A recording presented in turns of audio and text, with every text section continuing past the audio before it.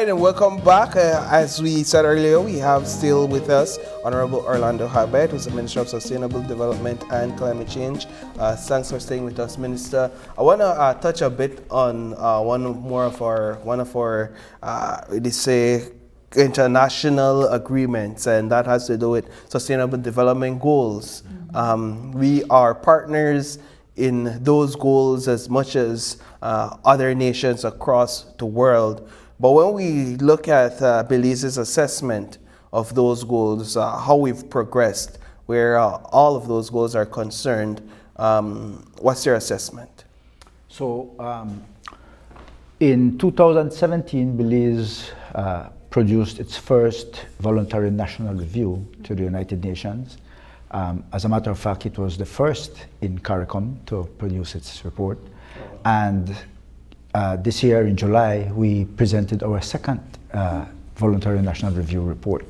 So this one basically is at 2024. We're sort of halfway from the 2030 designation for achievement of the goals.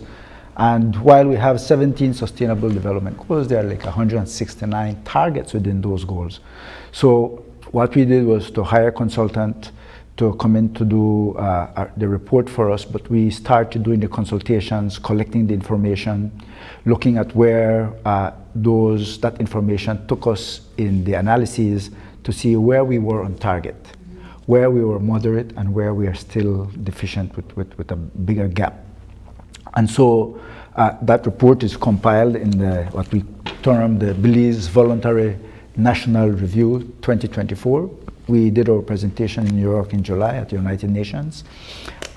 This is not the final. We sort of have a new production because we did some changes and some amendments after the presentation. But what is interesting is that we had the consultation with the broad Belizean community involving women, indigenous peoples, young people. We had a sustainable development dialogue 1 year ago with all young people. We had a participation of the youth in one of the sessions for the VNR, looking at it from their perspective.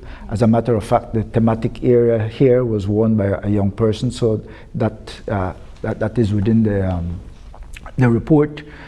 And we looked at this now for the presentation. We noted from the analyses that we are on target or close to target with 7 of the goals.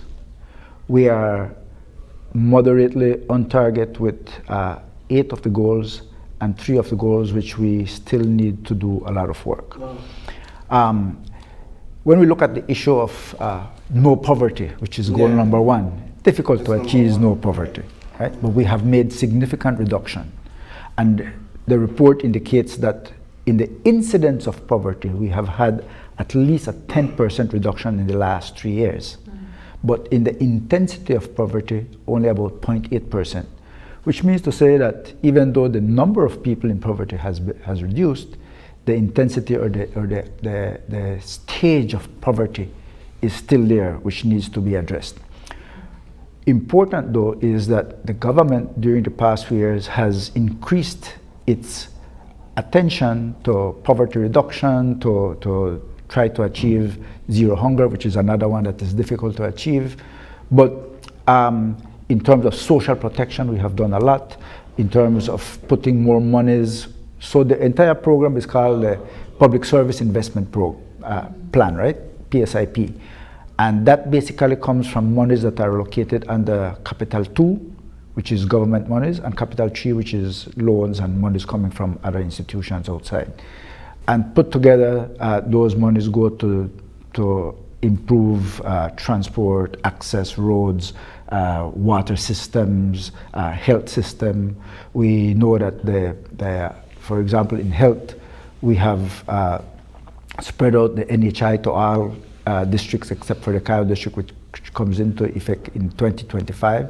So these are significant allocations of funding under this administration, and we have to applaud Prime Minister Briceño for focusing on these areas, looking at how he has, within his ministry now, instituted this micro, small, medium enterprise program where young people, young entrepreneurs, especially post-COVID, people who never went back to work, they stayed within their little confines and planned out their little company, can now access funding, can now try to see if they can also be part of the government procurement and things like that. So it is empowering people. So we have done significant improvement since 2021 and since 2017 with the report. It also identified gaps like financing to achieve the goals, which is very important, capacity, not only in terms of the knowledge part of it, but also in terms of the personnel. Like we mentioned earlier, small countries, small desks, you have to do a lot of the different things. So those areas that we have to do. When we need to, for example, right now we want to do our national biodiversity strategy and action plan. Do we have capacity within the country to do it? If we can't, then we have to access resources from outside and hire a foreign consultant to do it. So all these things that we are looking at. But proud to say that we are doing a lot globally though. The Secretary General for the United Nations stated that only 17% of the goals are on target. So globally. So 17%. Wow. So Belize is higher than that, but we can still do better, and I think we are on the road to do a lot better, and so I think when it is time to do the other VNR report, then we will show significant progress. What three areas are we lacking on that needs more work? Does it have to be equalities? Inequalities is one. I figured that Yes. much. Let's talk a bit about Well, that. I think that there is a lot of improvement, but still those gaps that exist, whether it is with gender. I think in terms of women participation, we have done a lot. There's improvement, but there's more to be done. Whether or not we're using and providing access and participation at higher levels with indigenous communities, with young people participating. We have seen how the government has, and I think the past administration did the same, trying to bring in the young people, participate in the youth parliament. This government is doing the same. We have done 2 already and preparing for the next. And so I think that when you look at it at the country level, even though there has been improvement, there is a lot more to be done for certain. How the living standards are in terms of access to land. Are those marginalized people getting access to their land? And if they get access, is it a lease or is it property that they're getting title? Because otherwise you're not doing much with it. So these areas that we're looking at. Whose responsibility is it to do the assessments to determine where we are with each goal? Does that fall under your ministry? My ministry, because we have the Sustainable Development Unit, and it's a very small unit. As a matter of fact, one of the recommendations of the consultant is that the unit is too small. We need to expand it. And so while we are the focal point, the NDA is the National Designated Authority, is the Ministry of Economic Development. And so we have to work hand in hand. Okay. But what we have done with this is that the entire government is participating. Each ministry. Because when you talk about sustainable development, there's a facet or an arm for each ministry. This shows the vast improvement in education, especially in the number of young people in primary school that have completed the primary school course and come out. It is showing, for example, in the Ministry of Health, how we were able to be declared by the WHO free of malaria, right?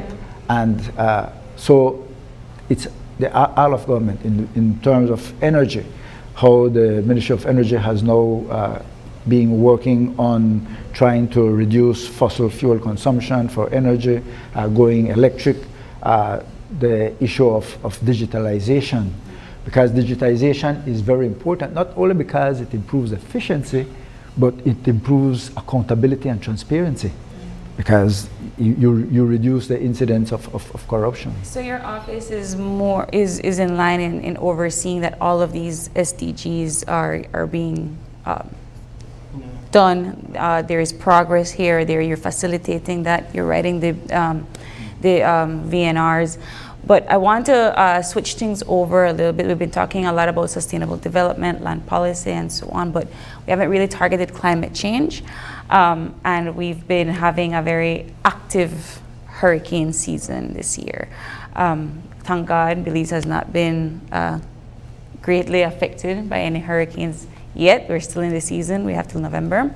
But let's talk about how your ministry has been preparing for COP29. How is it that some of your legislations are being discussed in the House of Representatives, but also if they're being implemented at all in civil society? Yes, certainly. So last year was touted as being the hottest year, 2023. Now 2024 seems to have surpassed that. Yeah. You recall with April, May, we had week or more of temperatures above 100 degrees in San Ignacio. Recall a Saturday I was in Spanish Coast, 109 degrees. Didn't last long, but it went down to 108, but it reached 109.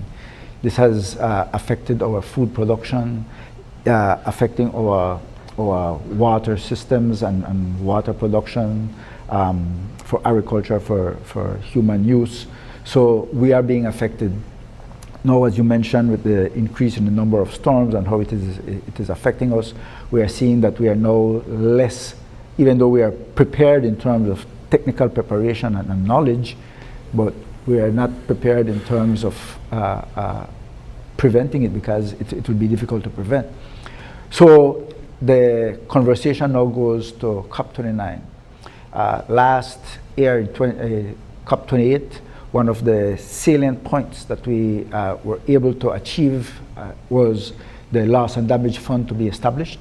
We were thinking about billions of dollars. It only reached, I think, up to now about $800 million, not even enough for Belize. So at COP29, we tried to see how those monies can be improved and increased significantly.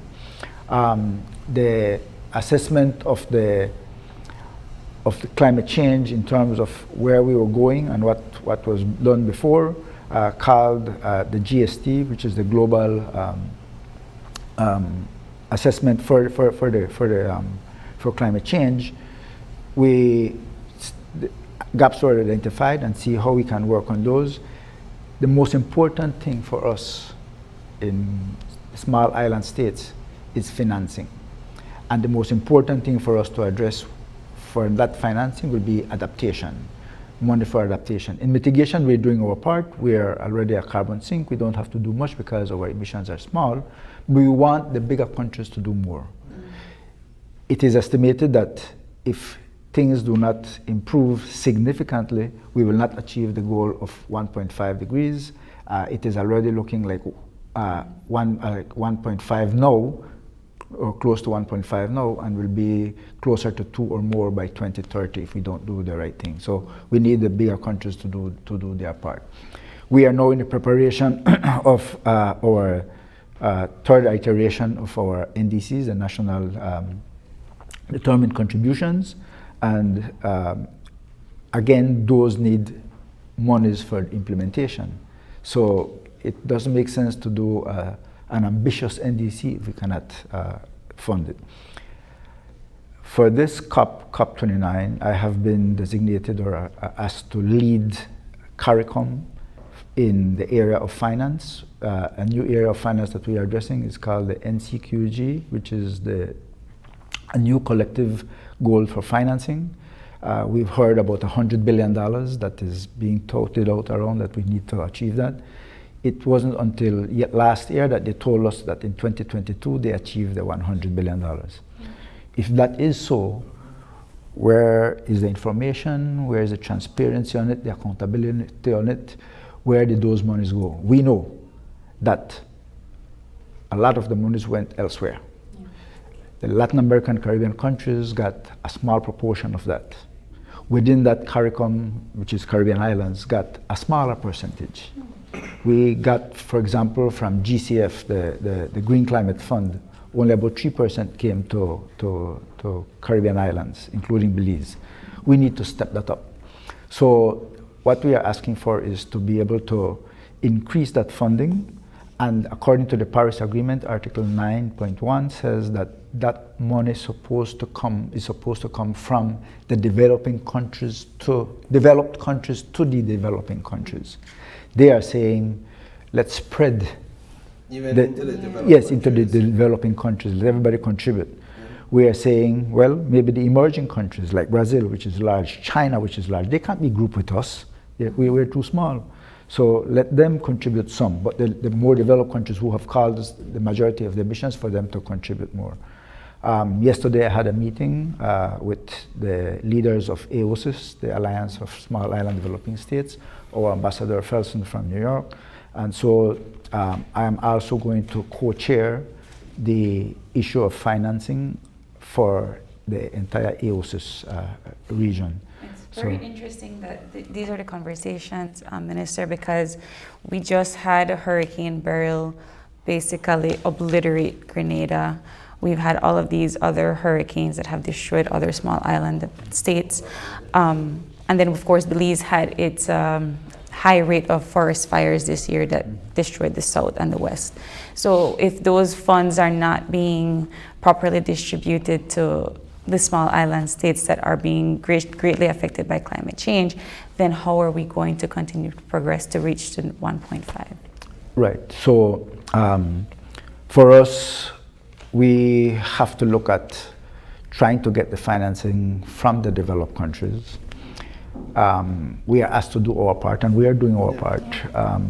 In terms of emissions reductions, we're doing, like I mentioned, improvements on energy, improvement in transport, trying to reduce the amount of deforestation, trying to do our restoration program in planting more trees, more mangrove, protecting our ocean, the 30%, and at the House, we heard that we're now going up to 26% by next year, hopefully achieving the 30% by 2026. And not only any part of the ocean, but those that are significant because of medium to high biodiversity areas. So we are doing our part. We want them to do theirs. In May, we had the SIDS conference in Antigua and Barbuda. They came up with a concept also, and basically what we are saying is the need to recognize our vulnerability to climate change. Yeah. Geographically, we're just right where it's happening. But also, why should we also get more funding? Look at the space for oceans. Small island states are occupying about 30% of the ocean, and we're asked to protect all the space, but we're getting 3% of global climate financing. It doesn't make sense. Yeah. So we have to push, but we need the cooperation from all, we need the participation from all. Part of the problem we've had at the COP meetings, and sometimes we are criticized because they say, oh, you went out and you're not doing enough. But we can't go and then come back before the last day. The last day is where the text is being written, and they hand it to you and give you an hour or two to be able to look at what change they made. And so if I'm the only one that stays, for example, can I do it alone, or I need my colleagues in CARICOM that they should stay for us to look at it and review it, and so that we can have our input. I mean, $100 billion is a lot. How much of that would these small island developing states need of that $100 billion? What percentage to really get something going where climate change is concerned? So whilst the proposal since the last 8-10 years was to reach this $100 billion, we are saying for implementation, we actually need trillions. Trillions? And trillions. And so the ask from the global community right now is at least $3 to $3.5 trillion per year. Per year? Per year. What are we trying to do? Exactly. Build it's out there. New world in space. Exactly. So it is based on science. So if you really want to do implementation, that is what is needed. We know that won't happen overnight. But for us under SIDS and AOSIS, when I go there, what we will be asking for, and I will have to push this agenda, will be that we get at least, so there are 39 small island states in our region, then at least that we get 1 billion per state. Now, how that will happen, how it will progress, the modalities, the mechanisms, that has to be ironed out, but we need to start getting more financing. And we think that by stressing our vulnerability, we have spoken about the multidimensional vulnerability index, where not all countries are the same, but all of us have different particularities in terms of vulnerability, size, whether we are on the coast or an island like the other small islands. So we have to look at that, and then the needs, the capacities for each country has to be assessed, and so a formula will have to come up so that then they can allocate the funding. For us, we have been getting some funding. Through my ministry, we are the focal point, the signatory authority under PACT for the Green Climate Fund, and also for the accredited entity for the Adaptation Fund. My CEO, through some of these meetings, we have managed to push so that we can get representation on these global boards. He is now representing Belize on the Global Adaptation Fund board. So we just got allocated about $18 million. A lot of the work is going to be down south, restoration of the coast by Stan Creek and in Dangriga and Placencia and that area. We're doing some work inland along the river so that when we can have early warning systems and stuff like that. So it's working out slowly. It's a little bit of funding, but we're trying to do our part. Minister, before you leave, we have to ask you about the legislative moves taking place under the Blue Bond Agreement to protect our ocean space. On Friday, legislation was passed in the House to further designate another 5% of our ocean space as a protected area, and that is in addition to the 20% that is already considered protected. In what ways does this affect the fishing industry?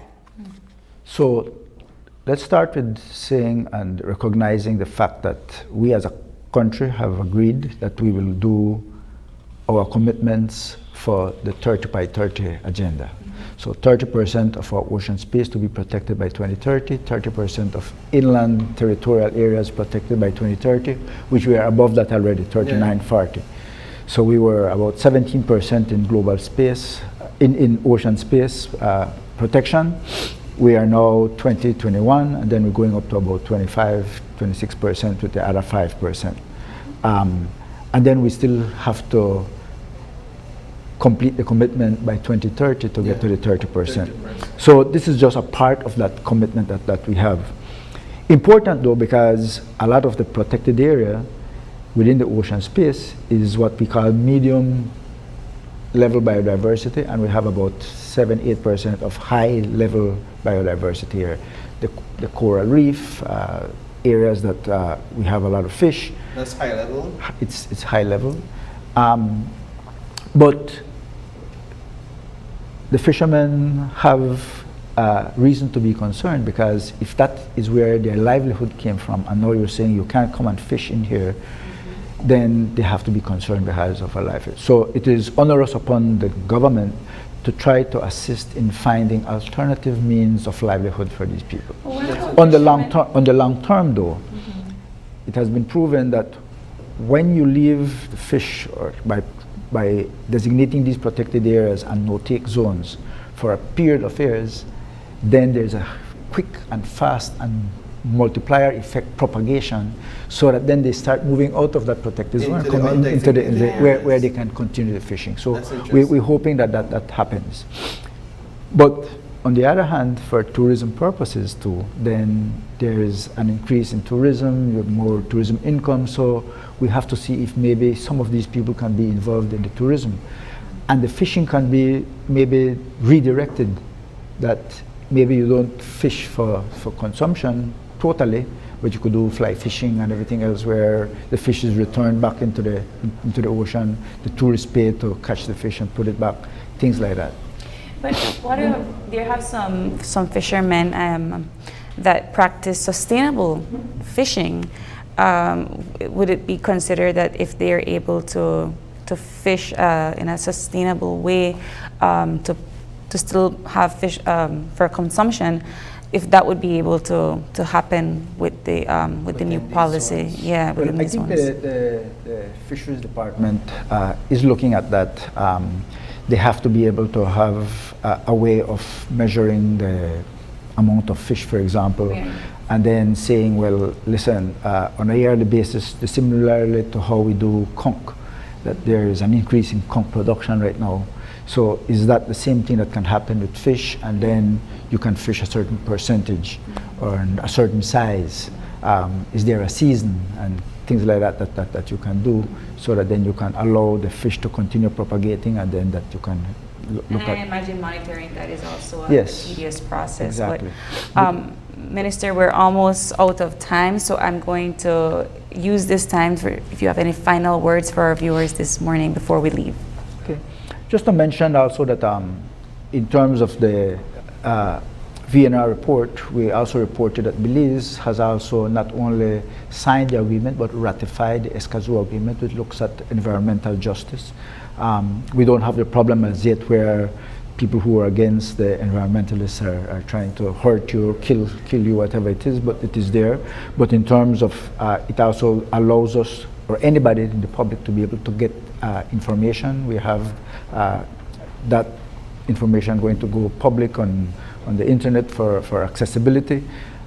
We have done our roadmap, and now we are preparing for the implementation phase.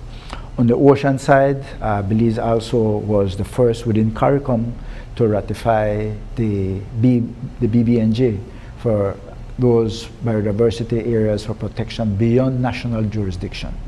So we might not be able to do the monitoring, especially on our own, because that's vast open space out there. But can we collaborate with the United States, with Canada, with the region in monitoring what's happening out there? Looking at what is permitted out there, because whatever happens out there might also affect our reef. So is there dumping of garbage? Is there dumping of nuclear waste out there that we don't know about? The new thing right now is because there's deep ocean floor dredging to find minerals that might be even better than what is being used currently to produce the batteries for solar energy. And so there's a lot out there. We signed onto it. I think globally, Belize is respected for the moves that they make environmentally. And so we now need to get some of those resources to be able to do some of the work. Do we need a bigger Coast Guard that can go out there with the size of boats that need to be out there? But like I said, maybe with collaboration with the United States, we're doing that. And lastly, to say that even though we might see that in the VNR report that education is one of those that are medium in terms of the target and still increasing, I think with the thanks to the government of the United States and the MCC compact, that we have that $100 million that will be focused 80% on improvement in our education, and also about 20% that goes to energy. And to thank my staff at the Ministry of Sustainable Development and Climate Change. I have a wonderful, really capable staff that assist and work really hard. Maybe they need to be paid better. I think one thing that I have advocated for in cabinet, and cabinet can say so, is that we need to relook at the government salary scales. It's not that we don't lose all the staff that go from the government to the private sector. If they don't, the thinking is if they don't go outside of Belize, it's not a brain drain because they still stay in Belize. But for the government, it still hurts because then you have to retrain new people, and then as soon as they're trained, they go. So we have to look at that. Well, Minister Habet, thank you so much for stopping by this morning. How much trillion is it? 3.5 trillion. Okay, let's work on that then. Let's work on the 3.5. Thank you so much for joining us this morning, Minister. You're welcome. And with that, we're going to take a short break. I'm going to come back. We have more Open Your Eyes, so don't go away. Stay tuned.